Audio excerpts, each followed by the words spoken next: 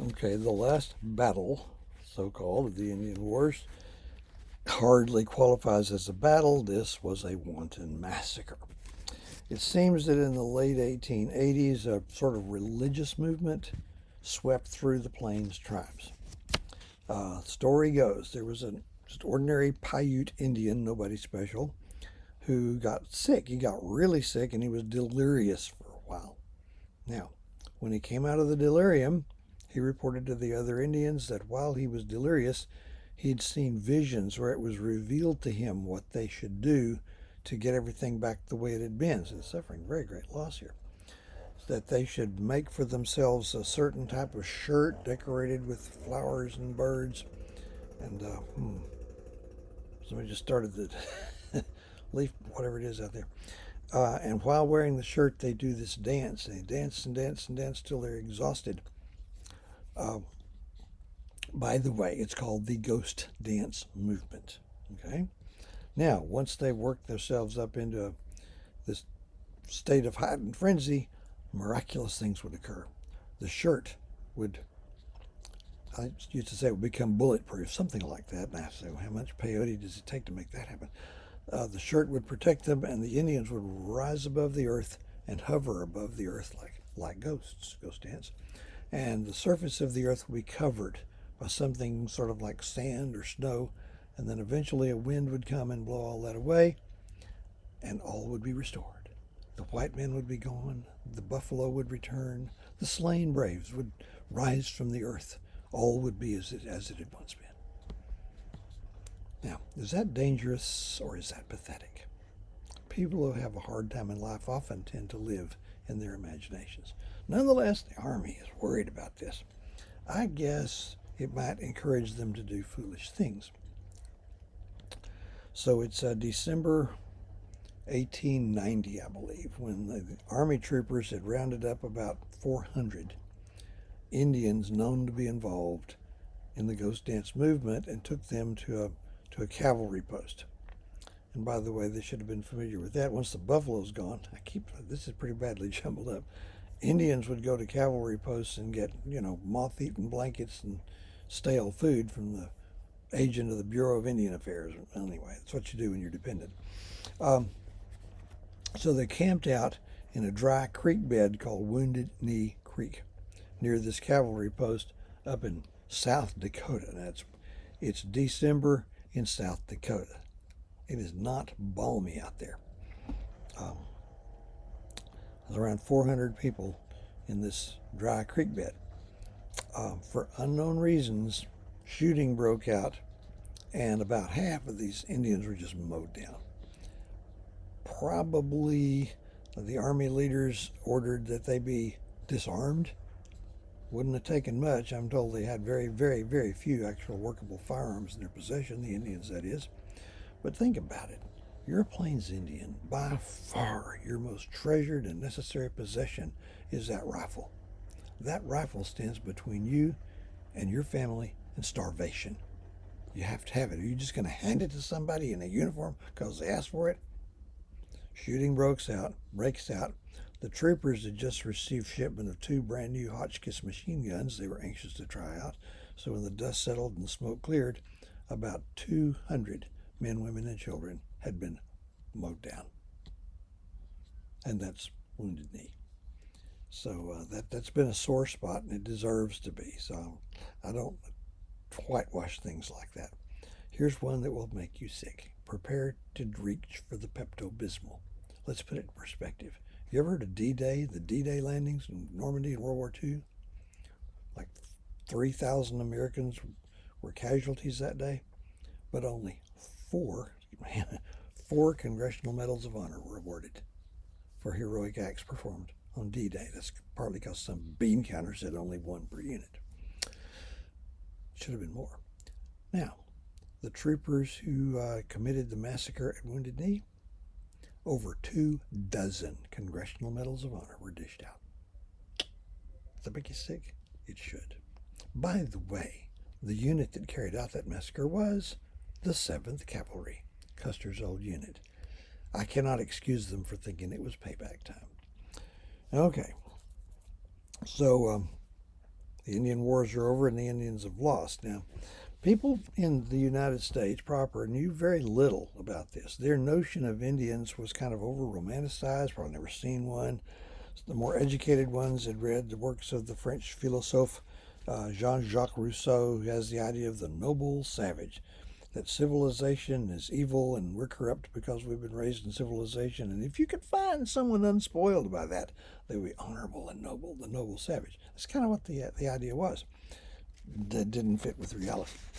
Anyway, they don't know what's being done to the Indians. They just don't know any more than later Americans would know how bad the situation was for African Americans in the South. Okay, there's a woman named Helen Hunt Jackson, a widow who remarried, and her husband moved her and the family out to Colorado. Not a good place for Indians, and she was shocked at what she saw with what being done with the Indians.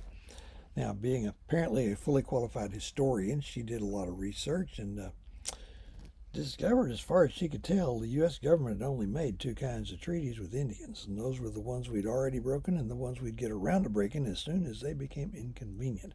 And she wrote a book about it, a very well researched book entitled A Century of Dishonor, published in 1881.